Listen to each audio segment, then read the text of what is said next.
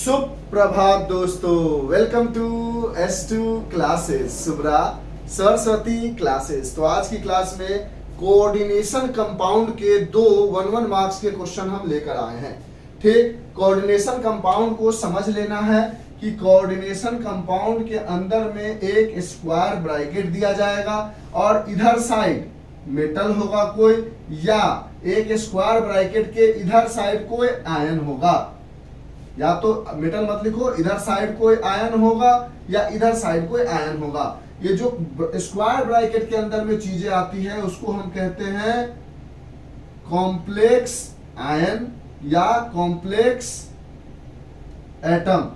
और जो square bracket के बाहर में दिखेगा, ये दिख जाए या ये दिख जाए, उसको कहते हैं काउंटर आयन या आयोनाइजेबल आयन।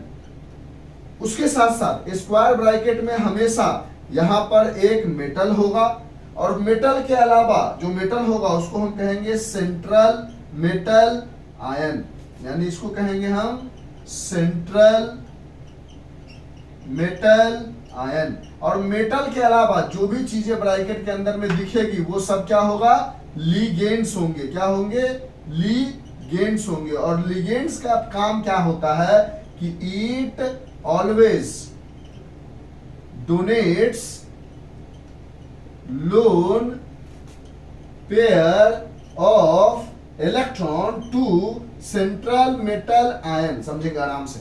हमने बोला कोऑर्डिनेशन कंपाउंड जो चैप्टर है उसमें आपको एक स्क्वायर ब्रैकेट ऐसा दिखेगा, उसके अंदर आने वाले चीजों को हम कॉम्प्लेक्स आयन या कॉम्प्लेक्स एटम कहते हैं। उसके बाहर इधर साइड या इधर साइड दिखेगा जिसको काउंटर आयन या आयोनाइजेबल आयन कहते हैं। कॉम्प्लेक्स के अंदर में बाहर वाले को छोड़कर, आयोनाइजेबल आयन को छोड़कर, कॉम्प्लेक्स वाले के अंदर में जो पहला होगा वो कोई एक मेटल होगा। उसके अलावा जो भी चीजें दिखेगी वो एक तरह का लिगेंड होगा जो कि डोनेट करेगा lone pair central metal ion को या सेंट्रल मेटल एटम को।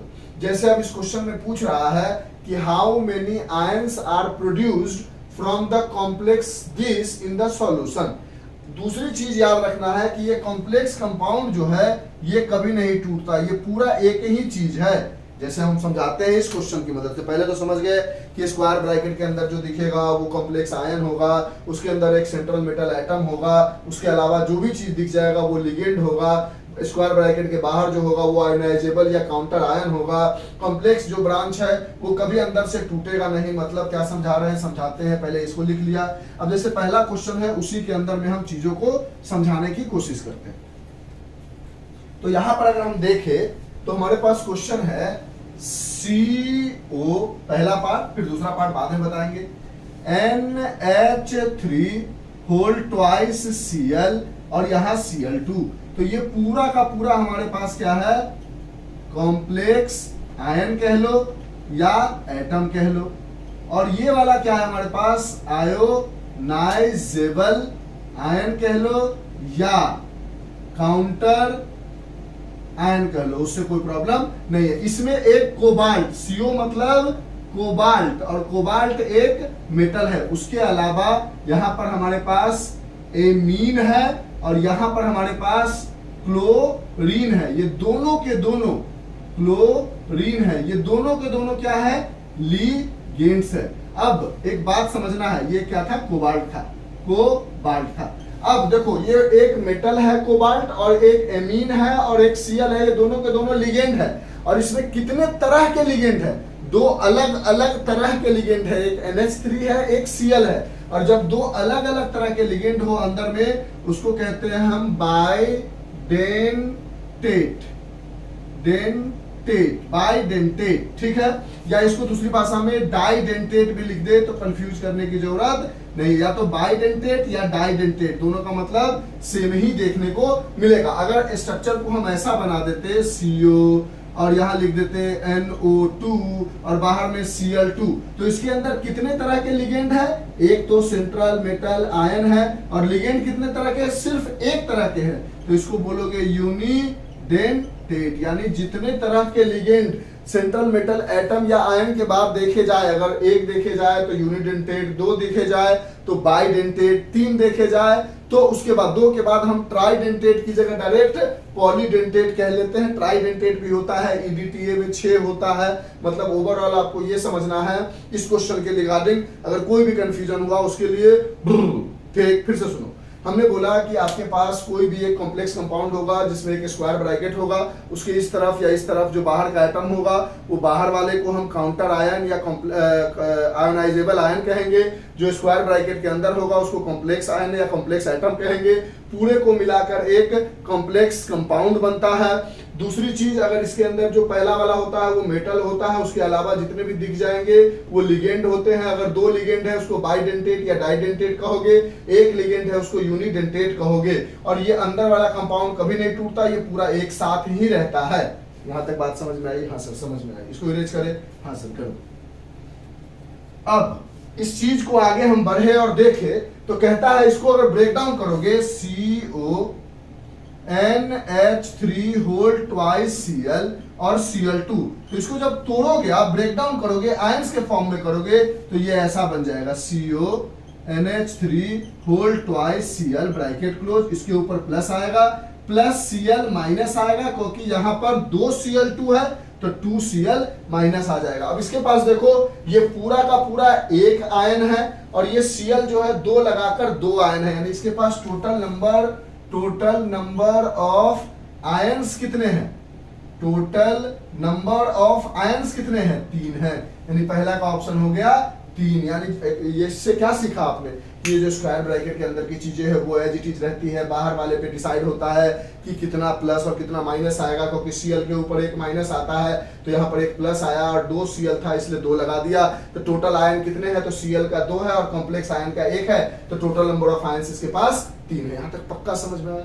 दोबारा रिवाइज कराने की जरूरत? सर एक बार और बोल दो, चलो कोई बात नहीं। हमने बोला एक कॉम्प्लेक्स कंपाउंड होता है जिसमें एक कॉम्प्लेक्स एटम या कॉम्प्लेक्स आयन होता है जो स्क्वायर ब्रैकेट के अंदर होता है, जो स्क्वायर ब्रैकेट के बाहर होता है उसको हम आयोनाइजेबल आयन या काउंटर आयन कहते हैं। जो स्क्वायर ब्रैकेट के अंदर होता है उसमें पहला वाला मेटल होता है, उसके अलावा जितने होते हैं वो लिगेंड होते हैं। अगर एक जैसा दिखे तो उसको यूनिडेंटेट कहते हैं, 2 अलग अलग दिखे तो उसको बाइडेंटेट कहते हैं, 3 अलग अलग दिखे तो उसको ट्राइडेंटेट कहते हैं, उसके अलावा 4 5 6 कुछ दिखे उसको पॉलीडेंटेट कहते हैं।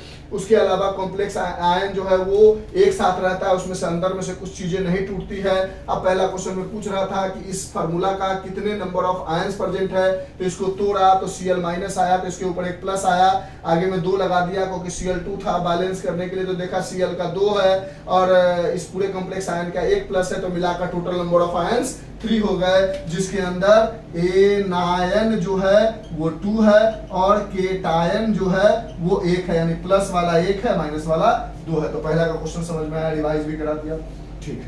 दूसरे क्वेश्चन पे आते हैं 1 मार्क्स वाले, इरेज करें इसको। अब दूसरे क्वेश्चन में कह रहा है कि आपने ऑर्गेनिक केमिस्ट्री पढ़ा होगा, वहां पर एक चीज पढ़ा था आपने, एम्बिडेंट न्यूक्लियोफाइल। क्या पढ़ा था? एम्बिडेंट न्यूक्लियोफाइल, जिसमें आपने बोला था कि NO2 है, एक बार ये N double bond O minus से अटैक करता है, या एक बार ये N डबल बॉन्ड O और N के लोन पेयर से अटैक करता है। ऐसा क्यों होता है वो सब ऑर्गेनिक केमिस्ट्री में ऑलरेडी बता चुके हैं। यहाँ अगर K लगा होता तो ये यहाँ से अटैक करता, और अगर यहीं पर अगर AgNO2 लगा होता तो ये यहाँ से अटैक करता। उसी तरह अगर KCN है तो इसमें CN का C से अटैक होगा, और अगर इसी जगह AgCN होता था तो इसके CN के N के लोन पेयर से अटैक होता था और इसमें C से अटैक होता था। और ऐसे न्यूक्लियोफाइल को जो एक बार C से एक बार N से दोनों तरफ से अटैक कर सके उसको एम्बिडेंट न्यूक्लियोफाइल कहते हैं। उसी तरह कोऑर्डिनेशन कंपाउंड में एम्बिडेंट लिगेंड कहा जाता है। क्या कहा जाता है? Ambident ligand. और वो भी क्या है? NO2 है, जो जिसको एक बार आप NO2 से डायरेक्ट अटैच कराओगे मेटल को, ये मेटल है हमारा जो कॉम्प्लेक्स कंपाउंड के अंदर में आएगा, वो वाला मेटल, और एक बार आप इसी मेटल को ONO से अटैक कराओगे तो ये एक एम्बिडेंट न्यूक्लियोफाइल है। दूसरा हमारे पास CN है, SCN है, जिसको आप एक मेटल से पहले SCN को अटैक कराओगे या इसी मेटल से ज्वाइन कराओगे आप NSNCS। NCS को समझो, जैसे वहां पर NO2 और CN था, उसी तरह एम्बिडेंट लिगेंड पूछेगा तो एक NO2 है और एक SCN है। जब NO2 होगा तो या तो वो मेटल से N की तरफ से जुड़ेगा या वो उस मेटल से O की तरफ जुड़ेगा। अगर SCN है तो या तो S की तरफ से जुड़ेगा या तो N की तरफ से जुड़ेगा। तो कहता है ambident ligand like NO2 and SCN, NO2 minus N SCN minus are unidentate, didentate, polydentate, has variable denticity. तो हमने अभी डेंटेट के बारे में बताया है, डेंटिसिटी के बारे में बताया है कि एक मेटल के साथ जितने लिगेंड लगे होते हैं वो डिसाइड करता है कि एक लगा है तो यूनिडेंटेट, दो लगा है तो बाई या डाइडेंटेट, तीन लगा है तो ट्राइडेंटेट, उससे ज्यादा लगा है तो पॉलीडेंटेट। तो कहता है कि अगर आप NO2 या SCN यूज करते हो तो वो कैसा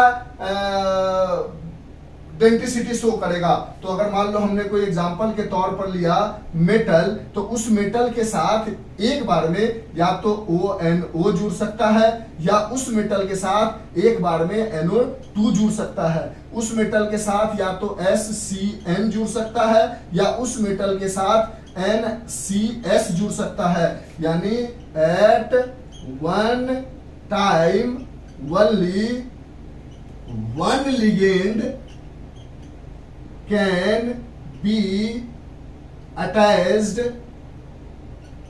to metal, इसीलिए ये यूनिडेंटेट होगा। इस बात को फिर से समझते हैं। हमने बोला NO2 है भैया, तो कहता है सर कि NO2 जो है O से भी अटैक कर सकता है, N से भी, लेकिन एक बार में या तो वो O से करेगा या तो वो N से करेगा। ऐसा थोड़ी कि दोनों एक साथ अटैक कर देगा, नहीं नहीं नहीं, वो कंडीशन के हिसाब से डिसाइड होगा कि जैसे KCN रहता, KNO2 रहता था तो O से अटैक करता था, AgNO2 रहता था तो N से अटैक करता था। उसी तरह यहाँ पर भी तो हमको एक बार में एक ही तरह से अटैक करेगा ना, या तो वो O से अटैक कर जाएगा तो एक कंपाउंड बन जाएगा, या तो वो N से अटैक कर जाएगा तो एक कंपाउंड बन जाएगा। तो इस पूरी कहानी का ओवरऑल मतलब लिखेंगे कि एज वी नो दैट, इसको लिख दे तो समझ जाओगे थोड़ा सा। इसको इरेज कर दे इधर से। इसका अगर आंसर लिखना है लैंग्वेज में, मान लो ये अगर आ जाता है 2-3 नंबर का, तो कैसे लिखोगे? तो लिखोगे as we know that NO2 minus and SCN minus are ambident ligands, so it attacks the central metal ion या central metal atom as follows: MnO2 या MONO या MSCN या MnCS. It means only one ligand can be attached at one time. एक समय में सिर्फ एक ही ligand, या तो NO2 या ONO या तो SCN या तो NCS ही अटैक कर पाएगा। यानी NO2 ले लो या SCN ले लो, दोनों में से कोई एक बार में एक ही अटैक कर पाएगा, इसलिए ये यूनिडेंटेट होगा। ऐसा नहीं कि एम्बिडेंट लिक्विडोफाइल है तो दो अलग अलग कंपाउंड, एक ही कंपाउंड में एक बार NO2 भी लगेगा, एक बार ONO भी लगेगा। हमने अपनी तरफ से पूरी कोशिश की कि आपको ये बातें समझ में आए, इसलिए हमने लिख भी दिया। अगर हम पहले भी कहते हैं और आज भी कह रहे हैं कि अगर कंफ्यूजन क्रिएट हो तुरंत कमेंट करो, उसका तुरंत जवाब मिलेगा, क्योंकि अभी एग्जाम का टाइम है। हम अपनी तरफ से भी लापरवाही नहीं करेंगे और आप भी अपनी तरफ से लापरवाही मत करना। पढ़ाई पे पूरा कंसंट्रेट करके रहना। थोड़ा भी कंफ्यूजन आप पूछो, हम अपनी तरफ से समझाते हैं। हो सकता है कोई ऐसा पॉइंट हो जो मिस कर जाए, जिसकी वजह से आपको लगे कि सर ये वाली बातें नहीं समझ में आई, तो आप कमेंट करोगे। उस चीजों को अगर कमेंट में समझाया जा सकता है तो वही समझा देंगे। लगेगा कि इस पे एक पार्टिकुलर वीडियो बननी चाहिए तो हम फिर बता देंगे। तो आज के लिए इतना ही। Bye, have a nice day, enjoy, take care, stay home and stay safe. तो 2 1 मार्क्स के क्वेश्चन कोऑर्डिनेशन कंपाउंड के बता दिए हमने, लिख लो। और अच्छा लगे तो एक छोटा सा कमेंट, अगर नहीं अच्छा लगे तब भी एक कमेंट कि सर समझ नहीं आया। Bye, thank you sir, okay okay, bye.